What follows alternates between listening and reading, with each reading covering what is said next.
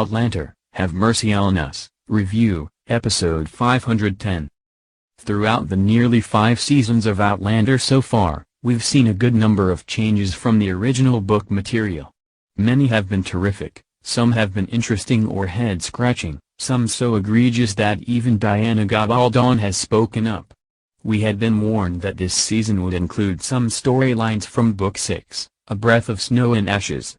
We've already been hit with one of them, Ian Returns, and now we've gone 2 episodes without even mentioning the mystery of why. And this week, the episode slammed us into another major plot from that book. As much as you chant, Wizard of Oz style, the book is the book and the show is the show, I had a big problem with this one. The battle of boring versus what?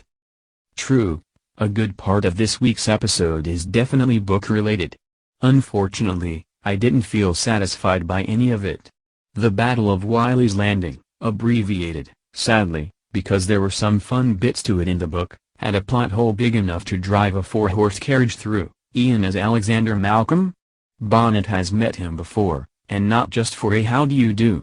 In the first episode of Season 4, Bonnet pops up in the middle of Jamie, Claire, Ian and Leslie trying to bury Hayes. He returns to the riverboat, and it's possible that he himself threatened Ian. Bonnet doesn't seem to me to be the type of forget-a-face, and that could have tipped off the entire enterprise, with disastrous results.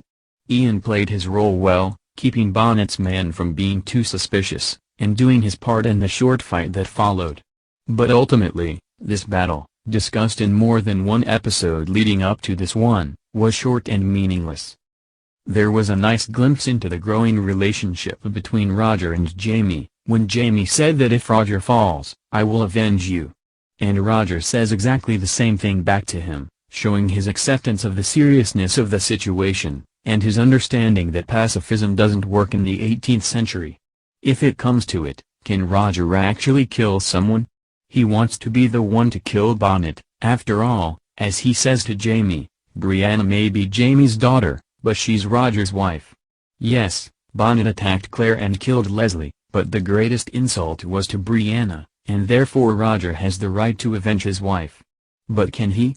Fortunately, he doesn't need to find out. Money makes people crazy. Gerald Forbes has been a weaselly, slimy little character. Aren't you glad you never finished his proposal to Brianna?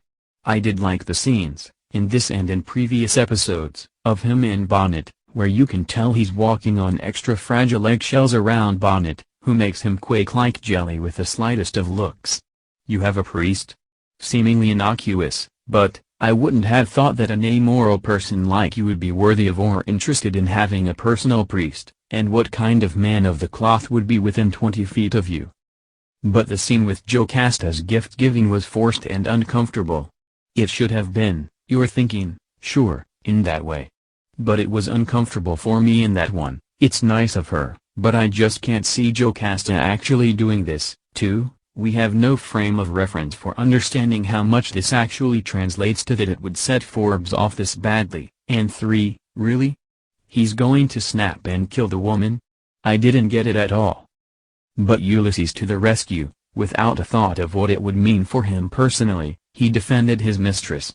And how touching was it when he was afraid he was too late, that she was dead. Lovely small scene with Colin McFarlane.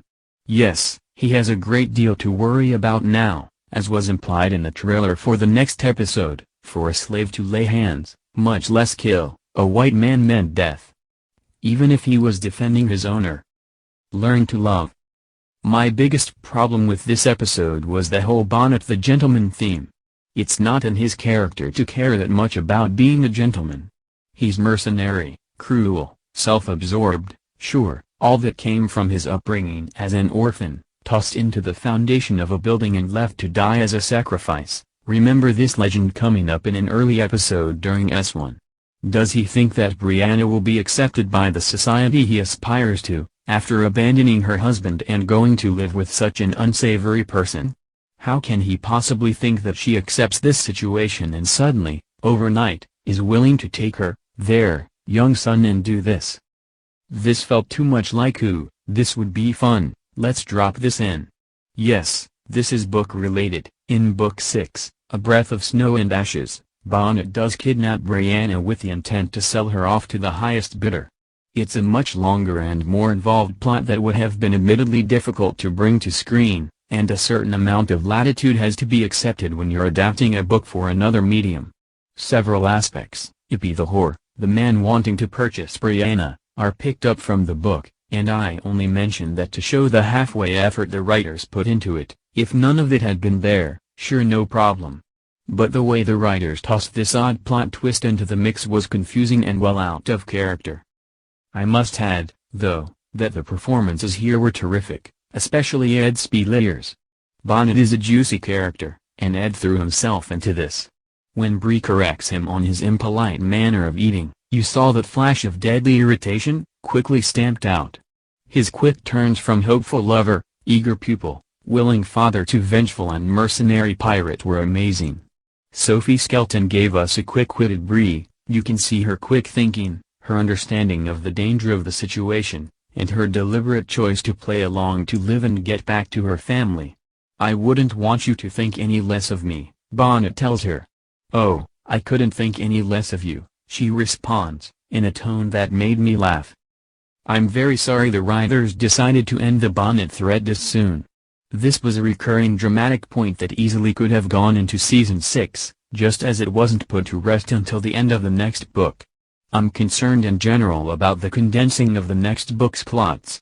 There are quite a few storylines that don't seem to have been introduced, and many of them have long-lasting consequences to our characters. I really hope that the show's writers don't stray too far from the original, like what happened with the True Blood series. Many fans of the books ended up abandoning the TV series when it became unrecognizable. The Murdoch Resurrection was a minor branching, eliminating a couple of original plot items, but ultimately working fairly well.